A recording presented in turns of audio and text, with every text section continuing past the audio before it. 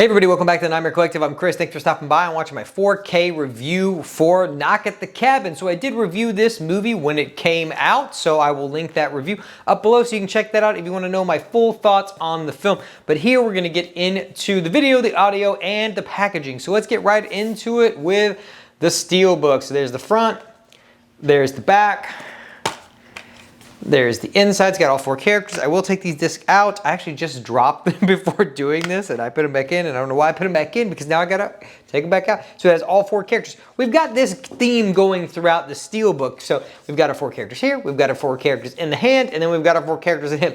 I mean, there's only like 7 characters in the movie, so they do stand out. I really like the performances here. Like I said, I go into that more in depth in the review, but Dave Bautista is incredible in this movie. But I do like this packaging. It's very simplistic. I will say one thing that is weird. I don't know how prevalent this Steelbook is going to be, because out of the 3 Best Buys I have that I kind of go triangulate myself to get Steelbooks sometimes. The one in the biggest city I'm near does typically get all of these, but then there's one by work. So typically if I work on a Tuesday, I try to go there, and they only had 1. And so I did talk to the guy when I got there, and that's all they got, which was weird. And then I checked and the other 2 didn't even have them. So it was very weird. So I don't know if this is just a thing where they got them late, or if this is just not gonna be like a prevalent Steelbook and there's not gonna be that many of them. I guess we'll have to see. So I'll see later on in the week if that's something that they get more of, but who knows? All right, so let's get into the video. This does have Dolby Vision. This is true 4K. It does have a little bit of grain in it, but I really like the way that this was shot,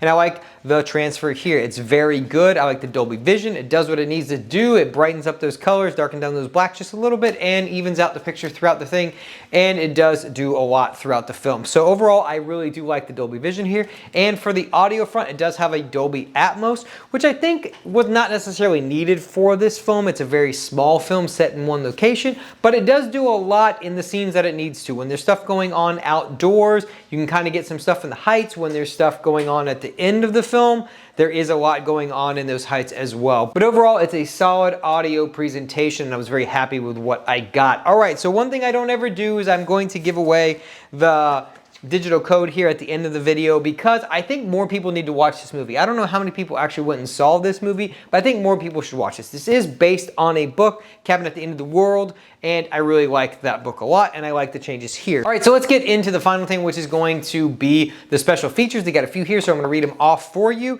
We've got deleted scenes, we've got Child Blaster infomercial, which is extended. We've got choosing wisely, behind the scenes of Knock at the Cabin, tools of the apocalypse, drawing a picture, and Kristen Q shines a light.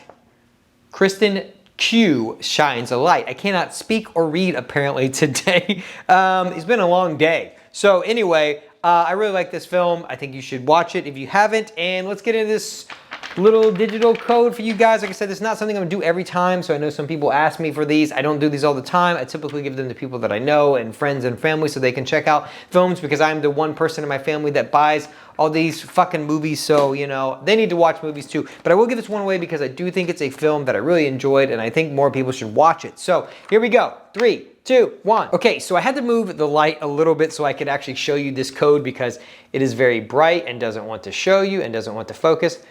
But there is the digital code, so you can get that if you want. All right, I'm very out of focus. Thanks for stopping by and watching the video. I know it's weird because I had to move my light, so it's very shadowy, but you're just gonna have to deal with it. So I'm gonna link some videos at the end of this. You can check it out. Subscribe for more 4K reviews. I do a lot of in-depth reviews on stuff. I'm doing all the A24 horror movies, and so I recently did Saint Maud, but I've got Midsommar and Hereditary coming up soon. I just recently watched both of those. So check out all that stuff on my channel, subscribe for more, and I will talk to you guys in the next video.